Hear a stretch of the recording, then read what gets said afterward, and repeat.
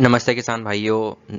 YouTube की नई video में आपका स्वागत है। आज जो हम टॉपिक सबसे ज़्यादा इम्पोर्टेंट टॉपिक है जो हर कोई अपने डेयरी फार्म पे यूज़ करता है वो है सेक्सीमेन। तो सेक्सीमेन मतलब वर्गीकृत वीर्य। तो इसमें क्योंकि हर कोई कहता है कि सेक्सीमेन है उसमें कंसेप्शन कम मिलता है और आज उसी पे बात करेंगे और हम कैसे इम्प्रूव करेंगे सेक्सीमेन से कंसेप्शन रेट और किन किन जानवरों में हमें सेक्सीमेन लगाना चाहिए, हम सब इस पे बात करेंगे। पहले हमें पता होना चाहिए कि सेक्स सीमेन होता क्या है। सेक्स सीमेन का मतलब है कि ऐसा सीमेन जिससे मोर देन 90% बच्चियां पैदा हों। अगर हम 10 उस सेक्स सीमेन लगाते हैं अपने फार्म पे तो मिनिमम 9 बच्चियां उससे आएंगी। फिर भी फार्मर्स को क्या रहता है कि हाँ जी एक हमारे पास गाय है और उसी पे बछड़ा आ गया, तो ये आप बोलो कि कोई कंपनी आपको क्लेम करके देगी उस बछड़ा आएगा या नहीं आएगा, वो पॉसिबल नहीं होता। कि जब भी हम सेक्सी मैन लगाते हैं तो हम एक बड़ी पॉपुलेशन को देखते हैं। एक एक जानवर पे हम कह नहीं सकते कि उसमें बछड़ा आएगा या बछड़ी आएगी, बट अगर लार्ज पॉपुलेशन लेके चलते हैं, 10 एनिमल लेके चलेंगे तो उसमें 90% बच्चियां आएंगी ही आएंगी। कि सेक्सीमेन बनता कैसे है ये हमें पता होना चाहिए, क्योंकि दो ही चीजें होती हैं। अगर मेल आएगा फीमेल आएगा, किस पे डिपेंड करता है? हमेशा जो बुल होता है उसी पे डिपेंड करता है, क्योंकि वही जो बुल है वो दो तरह के स्पर्म्स प्रोड्यूस करता है, एक्स स्पर्म्स और वाई स्पर्म। फीमेल से हमेशा एक्स ही क्रोमोसोम्स आएंगे, तो आप समझ सकते हो कि मेल पे डिपेंड करता है। तो अगर एक्स वाई होगा तो मेल होगा, एक्स एक्स होगा और फीमेल होगा। अब टॉपिक आता है कि एक्स और वाई को हम अलग अलग कैसे करेंगे। तो क्या होता है कि जो एक्स होता है, जो एक्स क्रोमोसोम होता है, जो उसमें क्या होता है वो भारी होता है as compare to Y chromosomes. तो जो एक्स वाले जितने भी स्पर्म्स होते हैं जिसमें एक्स क्रोमोसोम कैरी होता है वो भारी होगा, उसमें डीएनए ज्यादा होगा as compare to Y chromosome. और अगर बात करें हम गाय की तो उसमें लगभग 3.8% का जो डिफरेंस रहता है एक्स और वाई क्रोमोसोम के डीएनए के डिफरेंस में। तो आप समझ सकते हैं कि एक्स जो क्रोमोसोम है होता है भारी होता है एज कम्पेयर टू वाई। तो आप इसकी इलेक्ट्रॉन माइक्रोस्कोप स्ट्रक्चर देखेंगे तो ये वाला बड़ा वाला एक्स है और ये वाई क्रोमोसोम बिल्कुल छोटा सा है। तो आप समझ सकते हैं 3.8% का डिफरेंस है एक्स और वाई के क्रोमोसोम में, डीएनए का अंतर है। तो आप समझ सकते हैं कि नेक्स्ट स्लाइड में हम देखेंगे। अब देख पा रहे हो कि क्या होता है कि जैसे हमें स्पर्म हमारे पास आ जाते हैं उसको हम क्या करें, डीएनए स्टेनिंग करते हैं। डीएनए जो है होस्ट 33428 डीएनए स्टेनिंग है ये। इसको स्टेनिंग करने के बाद क्या होता है कि हम इनको फ्लो साइटोमेट्री पे रन करा देते हैं। जैसे ये एक एक करके हम रन करा देते हैं। उसके बाद एक डिटेक्टेशन लेजर होती है, वो क्या करती है जैसे उसको डिटेक्ट करती है। तो इसमें क्या होता है जैसे इस पे लेजर मारती है ये जगना स्टार्ट हो जाते हैं। जो एक्स वाला होगा ये ज़्यादा जगेगा और वाई वाला कम जगेगा और डेड वाला कम जगेगा। तो दूसरा इनकैपेसिटेशन लेजर होती है, इनएक्टिवेशन लेजर जो होती है, ये क्या करती है सीधा सीधा जो एक्स वाला होता है उसको बिना टच किए जाने देती है, और जो वाई वाले होते हैं, वाई स्पर्म्स वाले, उनको मार देती है और उसको हेड शॉर्ट करके उनको किल कर देती है। और जो डेड वाले हैं उसको भी शॉर्ट करके ये सारे एक जगह पे फिल हो जाते हैं। इस प्रोसेस को बोलते हैं सेक्स सीमेंट टेक्नोलॉजी, जो एवीएस के पास है। दूसरा जो है वर्ल्ड में वो है सॉर्टेड सीमेंट। वो उसमें इन जो है फ्लो साइटोमेट्री तक सेम है। उसके बाद क्या होता है, क्योंकि आपको पता है कि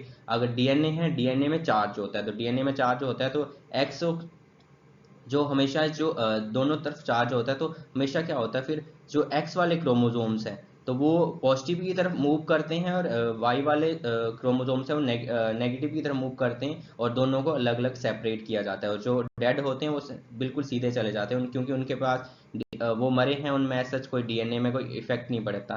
तो इस तरह से जो सॉर्टिंग की जाती है। आपको बता दिया मैं सॉर्टेड सीमेन और सेक्स सीमेन क्या होता है। जो सॉर्टेड सीमेन होता है वो उसमें टेक्नोलॉजी जो है वो उसको ओन कौन करता है, एसटी जेनेटिक्स एक कंपनी है जो सॉर्टिंग करती है, सीमेन सॉर्टिंग करती है। दूसरी ओर सेक्स सीमेन है जो है वो जीनस एवीएस जो है वो वही उसके पास सेक्स सीमेन की टेक्नोलॉजी है। जो सॉर्टेड सीमेन होते हैं वो दोनों एक्स एंड वाई को डिफ्रेंशिएट कैसे करते हैं, अलग अलग कैसे करते हैं, वोल्टेज के मदद की वजह से। और जो सेक्सीमन में क्या होता है वाई स्पर्म्स को ही किल कर दिया जाता है सेक्सीमन में बनाते समय।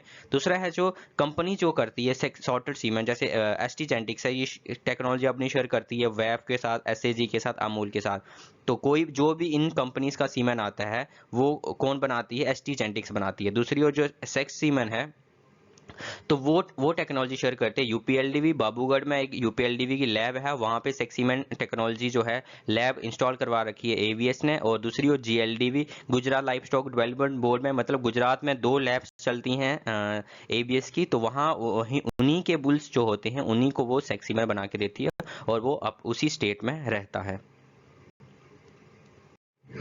ये देखेंगे अभी सेक्स सीमन जो है कैसे बनता है।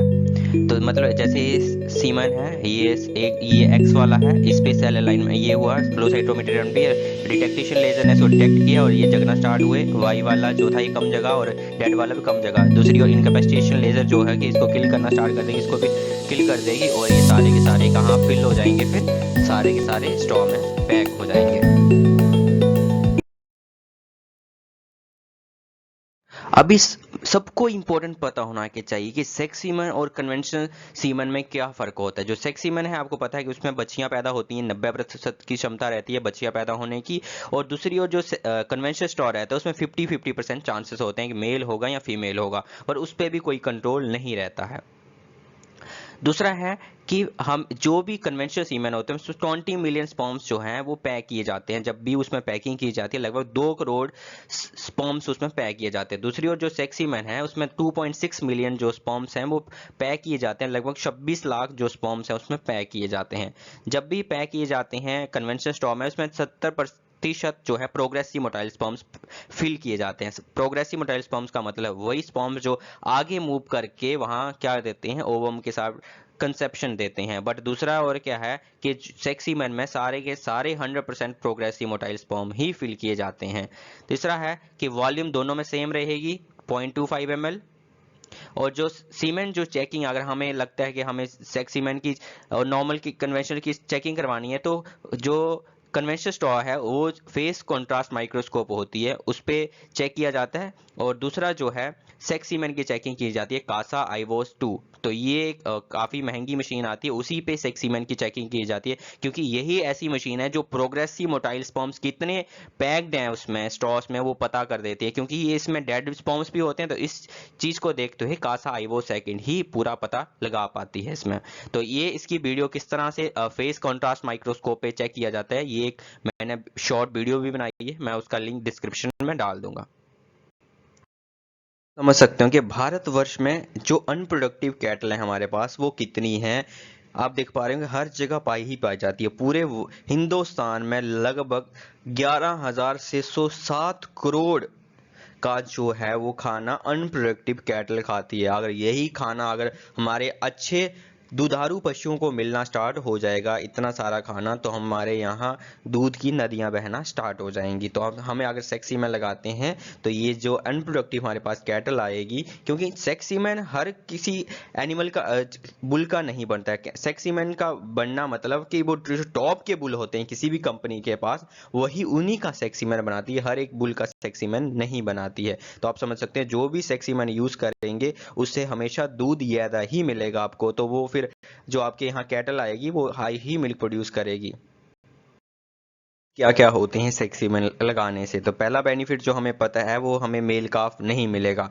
कोई भी हमें अनवांटेड कैटल फिर हमें रास्ते में नहीं दिखेगी। हमारे जो भी मैक्सिमम एक्सीडेंट्स होते हैं वो भी होना बंद हो जाएंगे। दूसरा है no chances of freemartinism. Freemartinism का मतलब होता है कि एक गाय के पेट में अगर दो जब बच्चे पलते हैं, मेल और फीमेल पलता है, अगर जब भी मेल के साथ फीमेल पलेगी तो जो फीमेल होगी वो कभी भी मां नहीं बन सकती अपनी पूरी जिंदगी भर में। तो आप समझ सकते हो कि अगर इस चीज को भी, इस कंडीशन को भी सेक्स सीमेंट से रोका जा सकता है, क्योंकि उसमें दोनों के दोनों फिर क्या होगी, माँ के पेट में दोनों बच्चियां ही होंगी।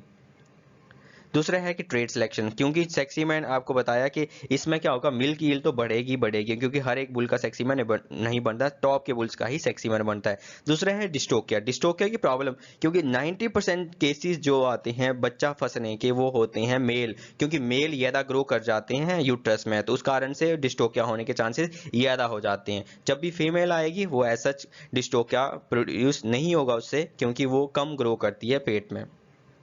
दूसरा है कि रिप्लेसमेंट होगी हीफर, क्योंकि हमारे यहाँ जब भी सेक्स सीमन यूज होगा, क्योंकि वो हाई हाई बुल का बना होगा, हाई मेरिट वाले बुल का बना होगा, जो उसकी बच्चा आएगी वो अच्छा मिल्क प्रोड्यूस करेगी, अपनी माँ से भी ज्यादा मिल्क प्रोडक्शन करेगी। तो आप समझ सकते हो कि आपके घर की खुद की बच्चियां तैयार हो जाएगी। बाहर से जब भी हम बाहर से कोई भी गाय लेके आते हैं, बच्चियां लेके आते हैं, वो कभी कभार डिजीज लेके आती हैं, और क्योंकि ट्रैवलिंग का कॉस्ट भी उस पर पड़ती है, वो भी उससे भी हम बच जाते हैं।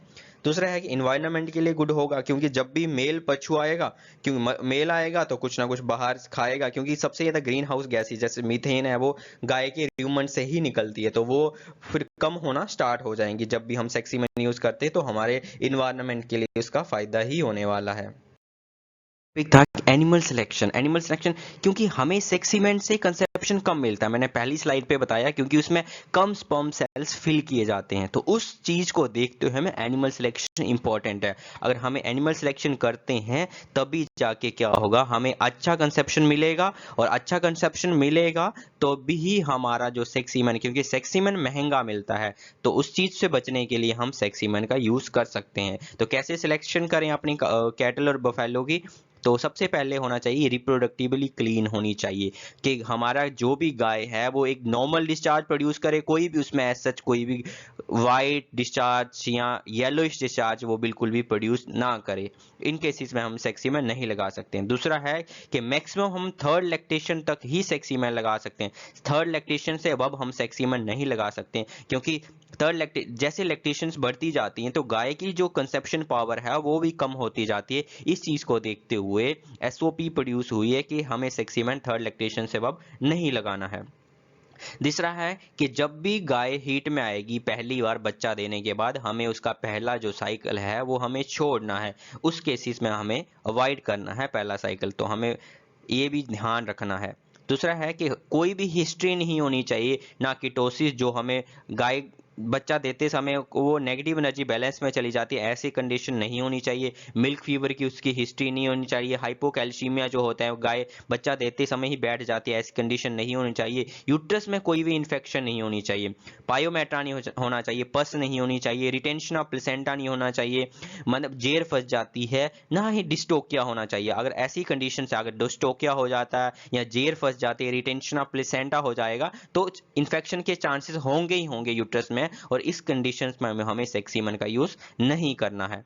हमें कोई भी गाय हमारी जो है अगर उसका फिर भी रिप्रोडक्टिवली क्लीन है, फिर भी वो बार बार रिपीट कर रही है, तो हम उसमें सेक्सीमन नहीं लगा सकते, क्योंकि फार्मर सोचते हैं कि सेक्सीमन में भी महंगा है तो उसको लगाएंगे, हमें जो रिपीट के केसेस मिल रहे हैं उसमें अच्छा फायदा मिल सकेगा, क्योंकि मैंने आपको पहले ही बताया सेक्सीमन में 22.6 मिलियन स्पर्म सेल्स हैं एज कम्पेयर टू वहां पे 20 मिलियन, तो हमें सेक्सीमन का यूज हमें यहाँ एस कंडीशंस में नहीं करना है।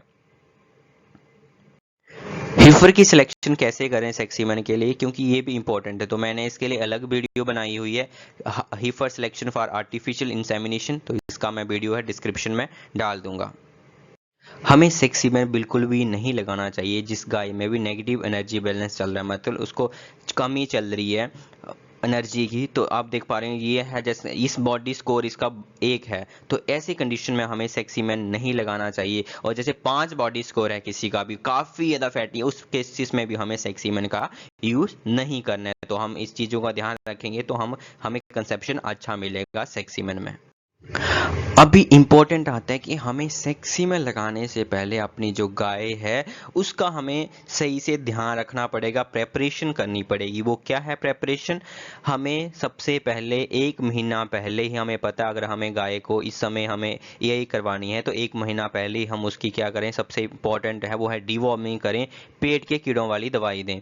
दूसरा है कि हम पेट के कीड़ों की दवाई देने के तुरंत बाद ही हमें क्या करना है कि हमें उसको एक्स्ट्रा मिनरल मिक्सचर देना स्टार्ट कर देना है। तो आप समझ सकते हैं कि हमें 50 ग्राम, बस ज़्यादा नहीं, हमें 50 ग्राम हमें मिनरल मिक्सचर एक्स्ट्रा देना है, और प्लस उसमें क्या देना है 500 ग्राम, आधा केजी फीड हमें एक्स्ट्रा देनी है, जो हम अगर हम मेंटेनेंस के लिए देते हैं, प्रोडक्शन के लिए देते हैं, उससे एक्स्ट्रा हमें फीड एक्स्ट्रा देनी पड़ेगी गाय के लिए। तो अगर हम ऐसा करते हैं तो हमें कंसेप्शन अच्छी ही मिलेगी सेक्सीमन में। है। हमें एक नोट हमेशा नेगेटिव एनर्जी जो बैलेंस होता है गाय में, क्योंकि गाय में जब भी वो पीक लैक्टेशन पे जाती है, गाय बच्चा देने के तुरंत 1 महीने बाद पीक लैक्टेशन पे चली जाती है, पर फार्मर उसका ध्यान नहीं दे पाता। अगर 10 लीटर कैटल दूध देती है तो वो 13 लीटर पे चली जाती है, 14 लीटर पे, पर जो फार्मर है उसको वो एक्स्ट्रा एनर्जी नहीं प्रोवाइड करवाता उस समय, एक्स्ट्रा जब मिल्क प्रोड्यूस हो रहा है, और तुरंत क्या होता है कि मैंने यहाँ पे पहले बताया कि 500 ग्राम एक्स्ट्रा हमें फीड देनी पड़ती है 1 महीना पहले कंसेप्शन के लिए, क्योंकि